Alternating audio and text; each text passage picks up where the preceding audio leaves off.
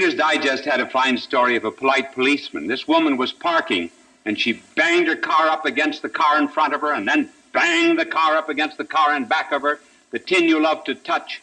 And the cop came up to her and says, "Lady, do you park by ear?"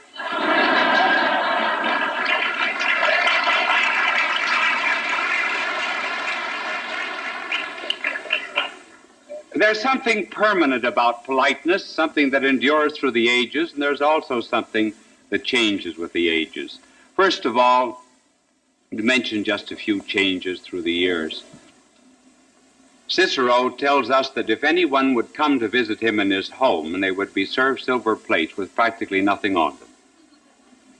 And then I picked up the other day a work on politeness that was written in 1633 in England. And it had something to do with knocking. Of course, it's always been considered ill-mannered to burst into a room without knocking, but this particular book on politeness said that you should always scratch the door with your little finger. And the book went on to say that real gentlemen allowed their fingernail to grow long in order to give it a sensitive knock.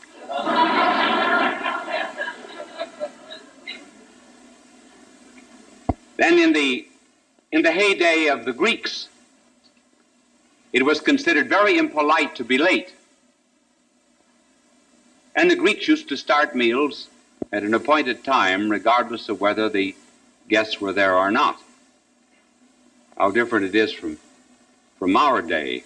I heard of a mother whose son went into the army, and the last parting instruction of the mother to her son was, "Now, Johnny, when the bugle blows, you get right up for breakfast and don't keep the other boys waiting."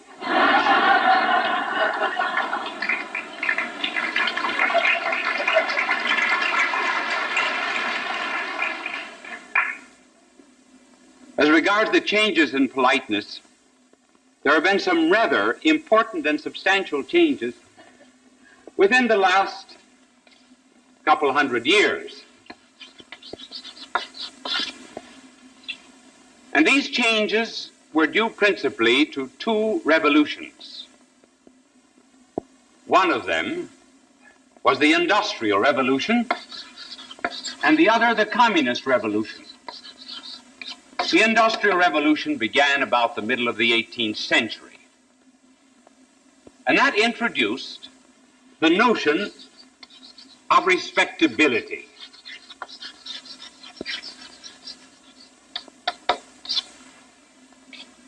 Those were the days when you were supposed to be a gentleman.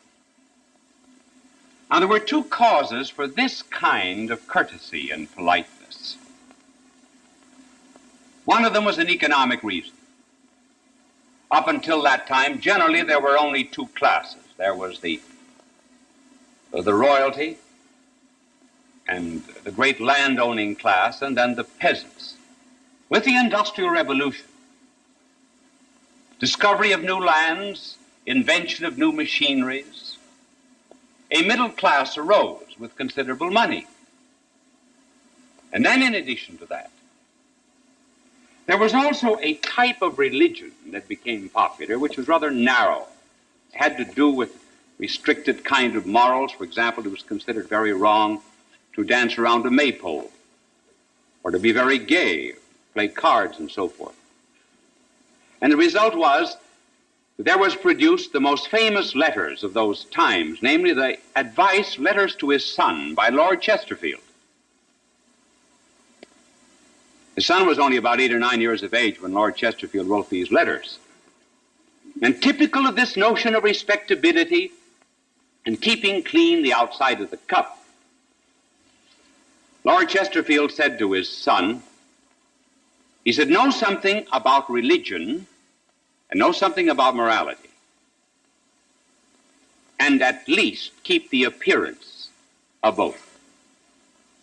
It was no wonder that when Dr. Johnson read the advice to his son of Lord Chesterfield, he said he had the morals of a rotter and the manners of a dancing teacher.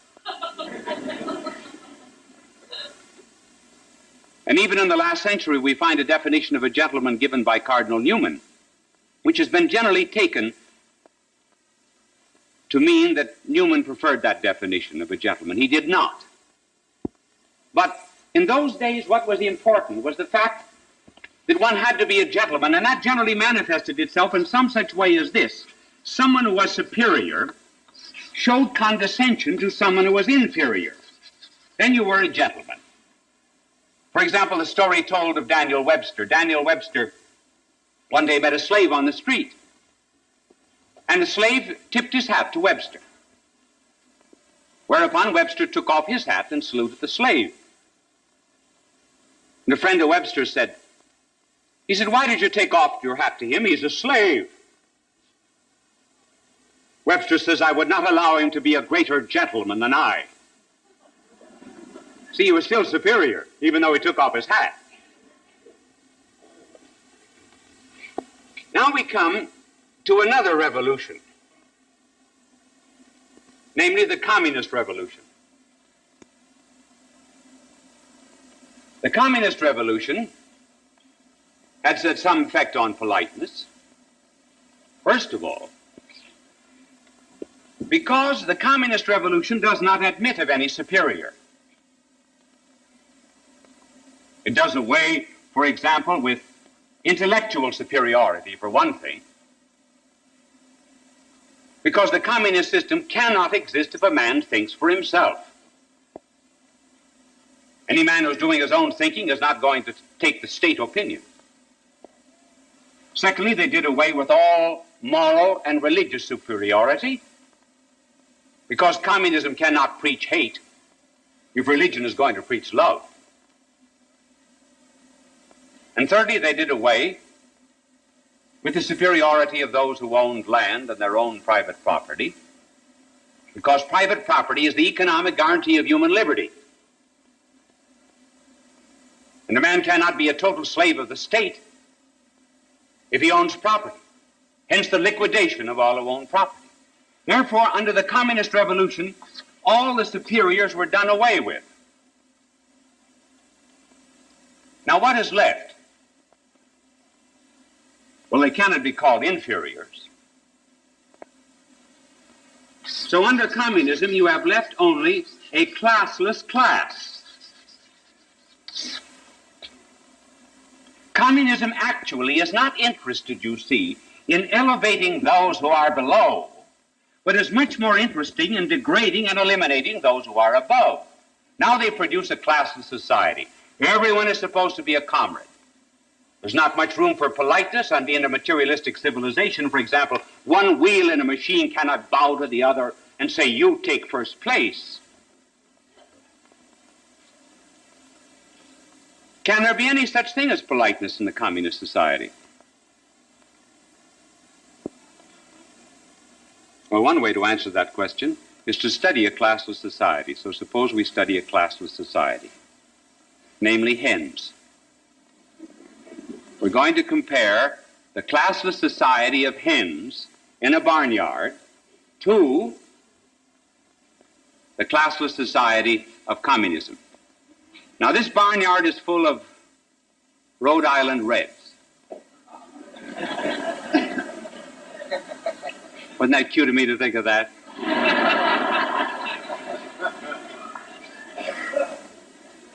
Now, if you've ever seen hens in a barnyard, you think they're all alike. This is real communism. One hen is the comrade of another hen. I used to think that too when I fed them and cut off the heads of chicken for dinner. And that's the reason I do not like chickens. I had to cut off the heads of so many of them. Now, if you have 20 hens in a row, or 20 hens in a barnyard, you think they're all alike? No. Scientifically, they're not all alike. They're very different. Extremely different. If they're all hatched out together, this is what happens. They start pecking one another until they have finally graded themselves from 1 to 20 in this classless society. And if food is brought, hen number 1 will always be the one who's first entitled to get to it. Hen 19 and 20 will hover around and sneak in at the end. And hen 1 would be very jealous of hen 2 and 3. Hen is not very jealous of hen 7 or 8. It doesn't make a great deal of difference.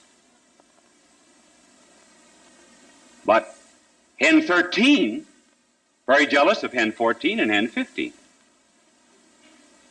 Now suppose you introduce a new Rhode Island red into this barnyard.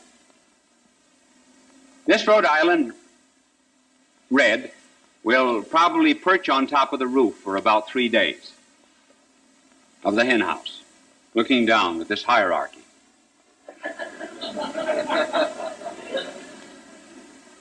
And then after 3 days, poor hen gets hungry and thirsty, comes down for food. What happens? All the other hens begin pecking hen 21.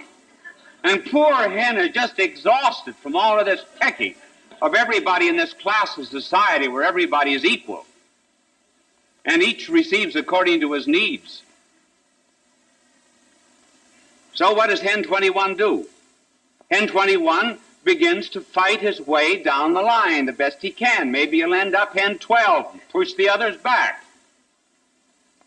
Now that's what happens in a classless society. You see, it's a peculiar kind of politeness that they have. It isn't politeness at all. It's a queer struggle of jealousy. Now apply that to a communist society. What kind of politeness do you have? Well, first of all, instead of pecking, you have purging. So Stalin, when Lenin dies, Stalin starts pecking. He pecks Kamenev, Zinoviev, Radek, Tukhachevsky, Trotsky. And finally, Stalin becomes hen number 1.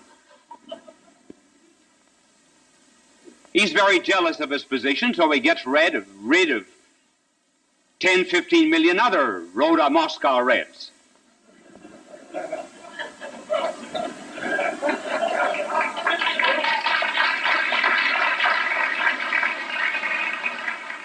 Then when Stalin dies, lo and behold, they look up on the Moscow hen house, and who's up there but hen Beria? So hen Beria comes down, and they all start pecking Beria, and poor Beria dies. Then a hen that was about 7th or 8th finally gets way up to the top. Hen Malenkov. Hen Malenkov stays there for a few weeks, and the other hens in this class of society finally worm their way up, and right at the top you begin to hear of hen Bulganin and hen Khrushchev. So hen Bulganin and hen Khrushchev come to Geneva. At the Geneva conference, after the conference, as they're taking the plane back to Moscow, Bulganin walks first into the plane. He starts up the steps. Hen number 2, Khrushchev, follows. But just as Bulganin is about to enter, Khrushchev pecks him, puts him back, and Khrushchev goes in first. That's communist politeness. Then they decide, well, there's been so much pecking that now we'll have collective authority. Nobody will be hen number 1. So 7 of them decide, from now on we will have collective authority, and we will all be equal. So they hold their 20th Congress. Communist representatives come from all over the world. Mikoyan, Bulganin, Khrushchev, they all give speeches. what do they talk about? Every one of the three starts pecking at the dead hen of Stalin. And they say will no longer have a personality leading communism. You'd think they'd let Stalin alone. So out of this new kind of materialistic civilization has come now the collective authority would be assured that if the hens in a classless society cannot get along well with one another, be assured that all of the reds are sleeping with the guns under their pillows and they're keeping the powder dry. The Rhode Island Reds fight among themselves. And sometimes the hens have been said to be the cruelest group animals in the whole entire world. Until the Moscow Reds came along. And that's the story of that kind of politeness. Now, is there a real politeness? Sometimes, incidentally, we get it in a democratic civilization. You know, this process of where you get, these are heads here, people.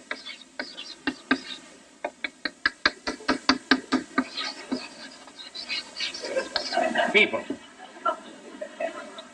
This is a fence. They're all looking over a fence.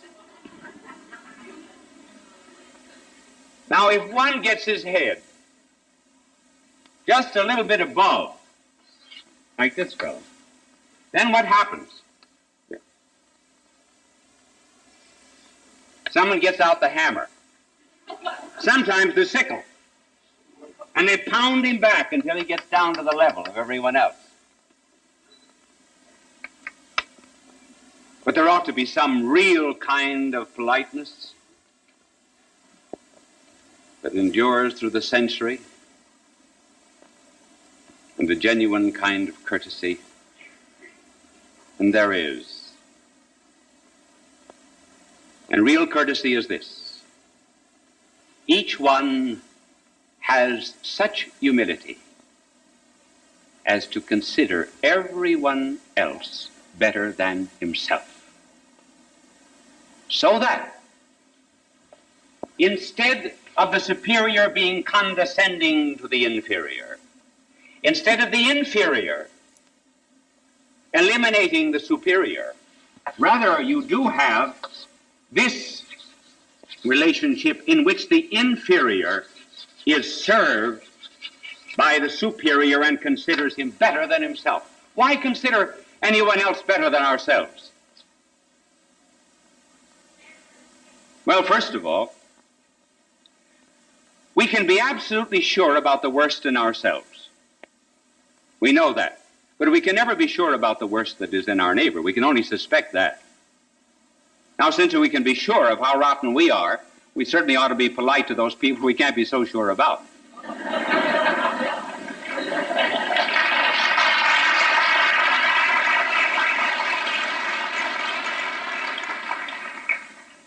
And then, another reason, we may be above them as regards knowledge. We may have a better education. We may have a better social background. We may have more etiquette, indeed. But they may have more grace, more virtue in their souls. Maybe if they had the opportunities that we had, they would be 1,000 times better than we are. And furthermore, the reason we have to consider others better than ourselves is because we put some love into them. We do not like people just simply because they are lovable. Take, for example, a baby. Baby is loved as life itself. But a baby gives considerable trouble, cries, disturbs at night. But in a family, one is loved not because he not because he brings in an income or because he's popular. In a family, one is loved simply because one has existence. The mother puts love into the babe. And so in real charity, real courtesy, real politeness, love is put into someone else. Therefore, that person is regarded as superior. And there's a motive for doing this, and the motive is that someone who is superior, God himself, came down to this earth, and the night before he died, he gathered about him 12 apostles whose feet were very dusty from a journey that they had made from Bethany into Jerusalem. And he looked at them, he who was their king and their master. And then it was said that he rose from the table, he took off his outer garment, he girded himself with a towel, he knelt, he poured water into a basin, washed the feet of his apostles and wiped them. He even washed the feet of Judas. And that was the story of his whole life. It was the story of the incarnation, the beginning of real courtesy. Why, yes, in heaven he rose from communion with the Father, took off the garment of his glory, did not divest himself of his divinity, but certainly the glory of it, girded himself with a towel. The towel was the mark of a slave and a servant, and he girded himself with our humanity, poured out his life for the redemption of men, washed away sins, cleansed mankind. This was the mark of holiness. And he said to them, if I, who am your Lord and your Master, do this, then you do it, one to another. If God on earth shows that kind of kindness to those who are beneath him, then we can do it. What then is politeness? Politeness is the shadow that is cast by virtue. Courtesy is the external sign of the inner love and regard that we have for someone else. Politeness is charity, and charity is love, and love is God.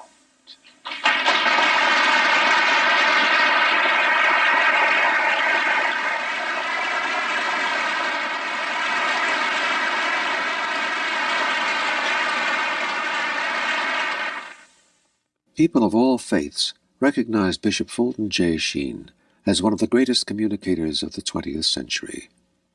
He was born in El Paso, Illinois, in May of 1896. As a young boy, he knew he wanted to be a priest. He served as an altar boy at St. Mary's Cathedral in Peoria, Illinois. At St. Viator College, his education and debating skills taught him the skills he used throughout his life. His unique ability at being natural and at ease in front of any audience was noted early in his ministry. He was ordained in 1919 and went on to become one of the best-known and greatly loved priests in church history. He wrote 96 books and hundreds of articles and columns. He broadcast with cold cream. I came on television succeeding a show that she was looking at. She didn't want to smear the machine, so she had to leave me on. So she wrote and said, well, you did it. I finally came back to God, and I sent her a telegram. The telegram read, congratulations, a beautiful instance of how grace works through grease.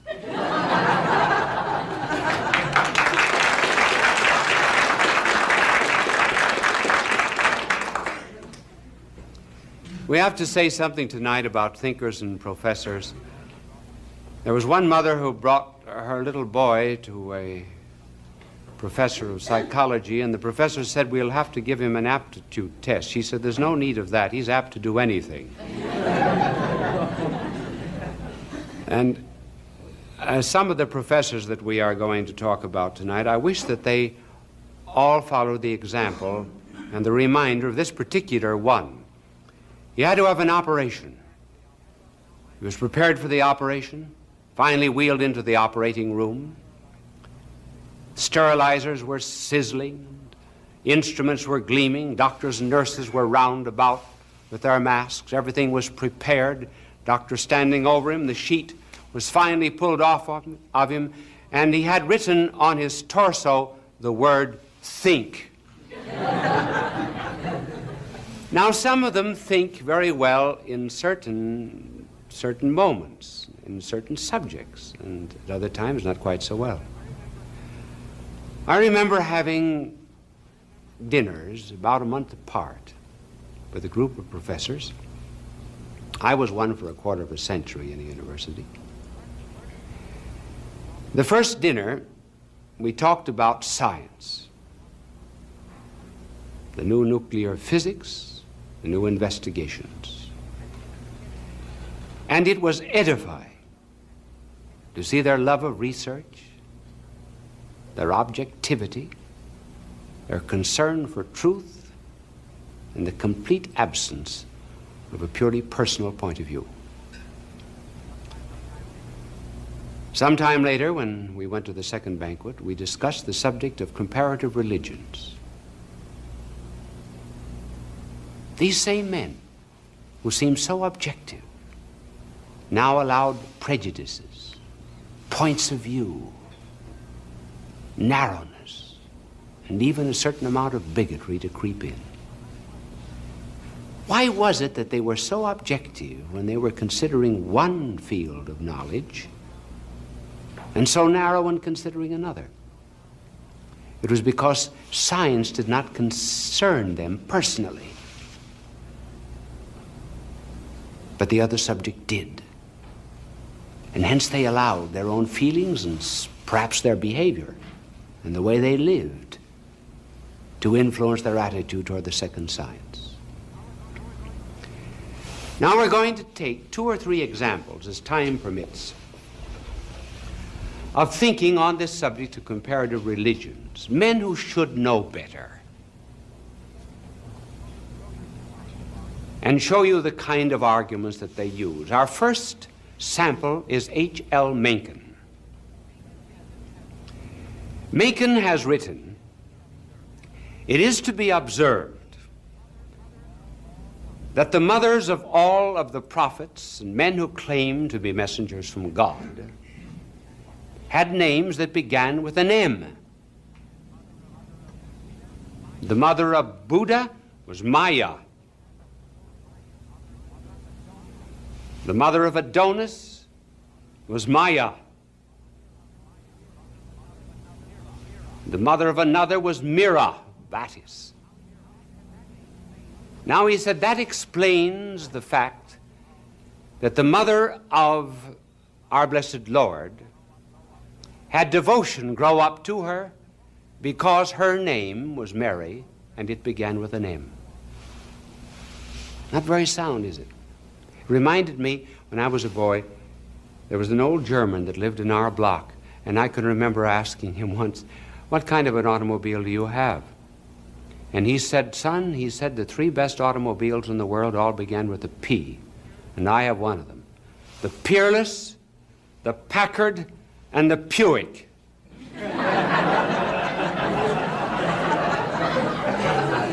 He had a Buick. Well, it was as sound as the argument of Mencken. Then take another great mathematical physicist, truly learned man, Alfred North Whitehead. Alfred North Whitehead said, "It was the custom once a year in the cult of Mithra for the king to enter into the temple and become intoxicated." Now I'm quoting Whitehead verbatim. Whitehead continues, "The awe at intoxication explains the use of wine in the communion service." Imagine. Can't see the difference between wine for intoxication, wine in a communion service. That man couldn't see the difference between a rope that's tied around a man to hold his pants up and another around his neck to hold his whole being up. Take another. This is so common. There's no point in using names. There's names from Germany, France, England, and America. Their argument is that all religions are due to a sun cult. The sun gods explain almost every religion under the sun. Apollo, for example, had a miraculous birth. Attis came from the lower regions. Osiris rose from the dead. Tammuz came out of the lower regions. And so anyone who's ever appeared and claimed to have given light to the world, such as, for example, the person of Christ, actually did nothing but develop a sun myth. That is why he had 12 apostles, because, they say, there were 12 signs in the zodiac. That's the argument. Now, let's run that down to earth. Just suppose we use the same argument on Napoleon. If you've ever seen the statue of Napoleon in Place Vendôme, Paris, you will notice that the word there of Napoleon is written Neapolio. Now that would mean, making this Greek, that means that he is Apollo itself. So there never really has been a Napoleon. It's all due to the sun cult of Apollo. You think you studied the history of Napoleon? Ridiculous. Who was his mother? Letizia, wasn't it? Who was the mother of Napoleon? Leto. What does Leto mean? In one language and Letizia in the other. Both joy. That's how we got the idea that Napoleon was born of a woman named Letizia from Apollo. You believe that Napoleon had 3 sisters? He did, according to a myth, but where did the myth start? Apollo had 3 sisters. Didn't Apollo have 2 wives? One was the earth, the other was the moon. Napoleon had 2. Where's the sun the major part of the day? How long is it in the sky? About 12 hours. How long did Napoleon reign supreme? 12 years. See, sun myth. He never existed. Furthermore, where is the sun strongest? In the north or the south? It's the south, isn't it? Gets weak in the north, doesn't it? Where was Napoleon defeated? In Russia. See? Napoleon never existed. Sun cult. Think. Now here are 2 false assumptions that they use. One false assumption is that the primitive religion, whatever it is, equals the original religion. So if you want to know what religion is, you must go back through anthropology and study some very primitive manifestations of it. And all religion that has ever been in the world is nothing but a development of a primitive religion. Now that's not true. Religions not only evolve, they also devolve. Our blessed Lord said at the end of time that his church will be persecuted. Think you that when I come again I shall find faith on earth? It will not be an evolution, there will be a kind of a devolution in the sense of persecution. And furthermore, do we use this kind of an argument in any other kind of science? If we study medicine today, do we say we've got to go back to the witch doctors? Is astronomy today dependent upon astrology?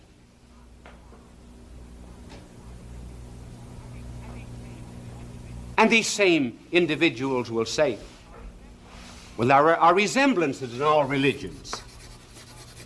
Now, since there are resemblances in all religions,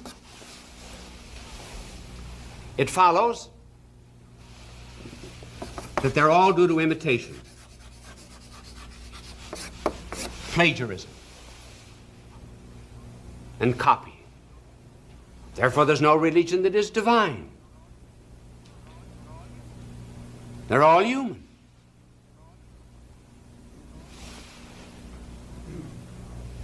Well, certainly there are resemblances, but is it not true by the mere fact that you say something is like another thing that you also say it's unlike that thing? Man is like a monkey, but a monkey isn't the same as a man. And then furthermore, the resemblances are very different in different wholes or contexts or categories or organisms. For example, sex is very different in an animal than in a man. Carbon is different in coal than it is in us. So too you can take certain things that happen, certain rites, liturgical practices in one religion, you'll find them in another, but they have an entirely different meaning in an entirely different context. Take, for example, not eating meat. Superficially, there doesn't seem to be any difference in religion between Moslemism, Judaism, and Christianity. But the motive is entirely different in the three. And furthermore, it's not very sound to say that simply because there are resemblances, therefore they're all man-made. You go into an art gallery and you'll find exactly the same colors in all the paintings on the wall. Does that mean they were all painted by the same artist? We would not use that kind of logic. And then furthermore, certainly there are certain resemblances, simply because man has certain basic tendencies and cravings which are very natural to him and would express themselves in a rather normal way throughout the entire world. Take, for example, the desire to worship. A man recognizes that he's unfit to exist before divinity, and so he will take an animal and kill it. He may take wine, pour it out. He may take wheat and burn it. He makes these things vicariously stand for himself. And then by destroying those things, he is practically saying, I am unworthy to exist in thy presence.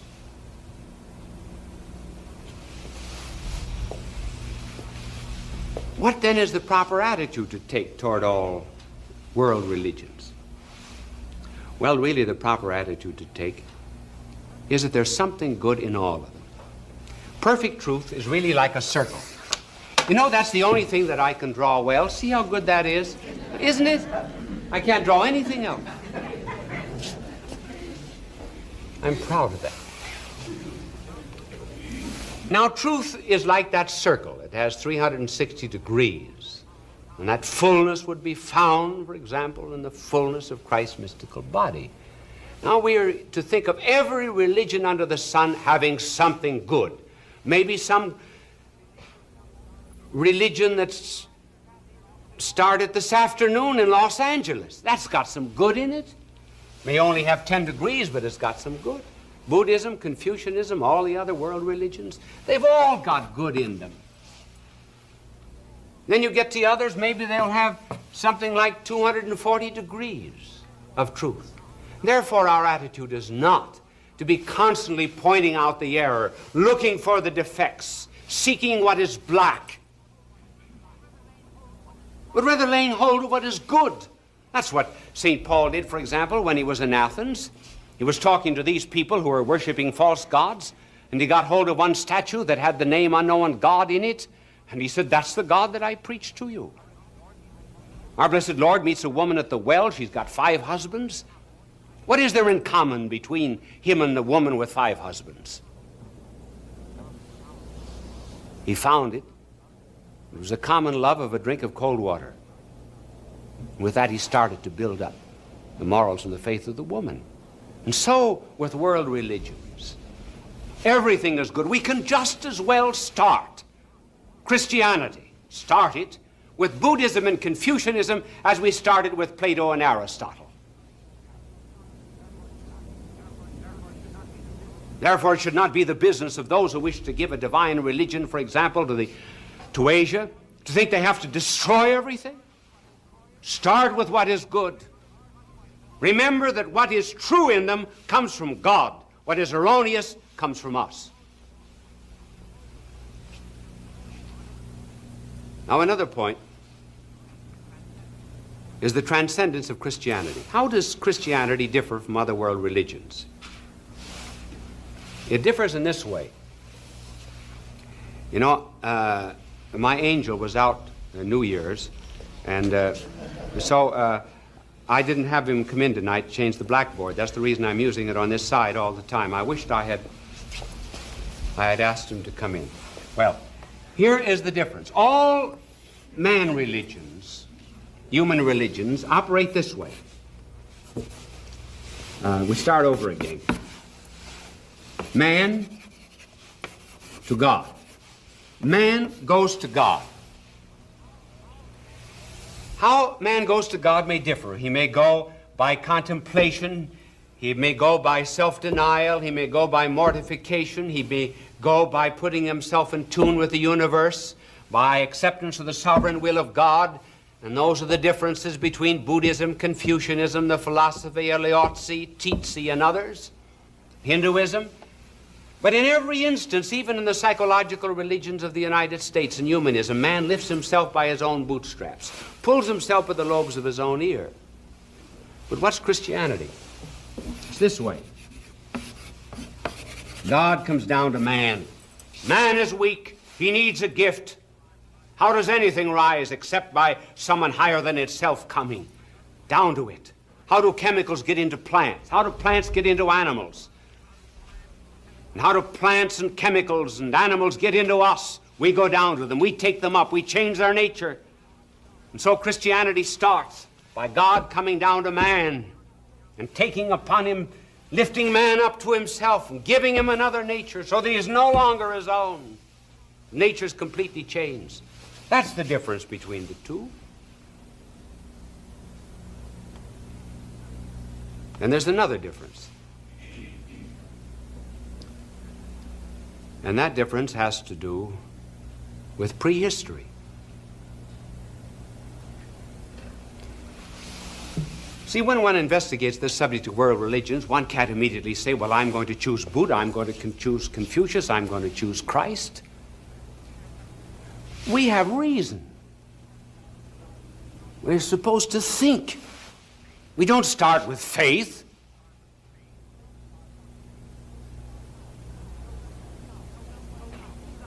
So we think out some ways of studying, well, which one am I going to follow? Not only do we use our reason, we realize that we're in history. So we line them all up. Buddha, Confucius, Lao-tzu, Tzu. Stand up there. I'm going to apply some tests. If you were a Skygak from Mars, I would ask for your passport. You come claiming a message from God. How do I know it? You say, here I am. Listen to me. Buddha, you say, here's my fourfold noble path, my eightfold way. Tzu, you say, here's my moral law, here's my Tao. Someone else says, here's a book, I got it from an angel. How do I know he got it from an angel? Why, any fool in the world can start. Say, here I am, believe me. You get a few followers, but they're not worth following. So reason and history has a test, and the test is, listen, did anybody know you were coming? If you came from God, the least that God could do would let us know that you were coming. So here's my test, and all of you pass it. And for the moment, Christ, you're no better than anyone else. Did any one of you know, or did the birth of any of you pre-announced, when you were coming, how you would die, what you would teach, in what country you would live? And finally, when you did come, was there such expectation that men would come from afar in order to see you? Can any of you step out of the line and say, yes, someone expected me? Only one can do it. That's Christ. That does not prove he's divine yet. That only proves that we'll study him because we've got a reasonable and historical background for doing it. And another difference between him and all other world religions is the fact that they all gave a method, a formula, a doctrine, a law. And they said, follow this method. Obey these rules, and you will live. Our Lord did not. He said, I am the truth. Truth was identified with his person because he was God. You cannot fall in love with the theorem of geometry. Virtue begins to be lovable only when it is incarnated in a person. And that was why he was the Savior of all men, and he said, if I be drawn up, I will draw all men to myself. And so when he came to die, he stripped himself of every individuating note in order that he might belong to all men.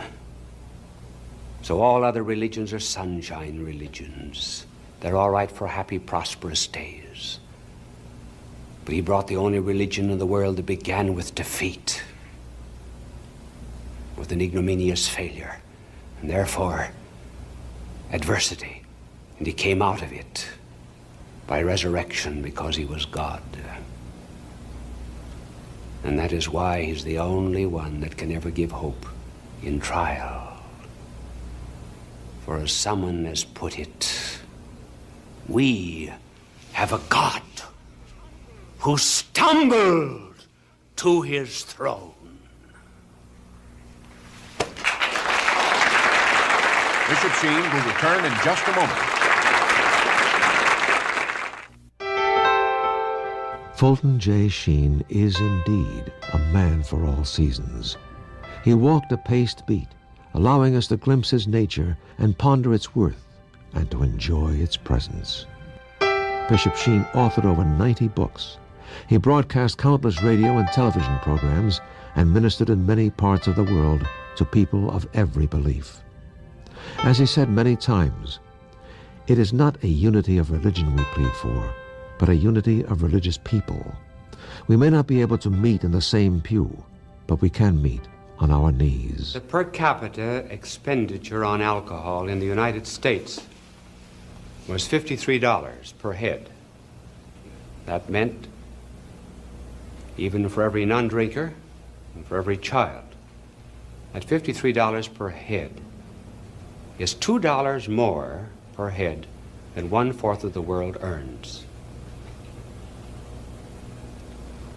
Just think of it. Our liquor bill is more. It'd be a miracle if you were not. So would you take off your little hat and show him that you are not bald?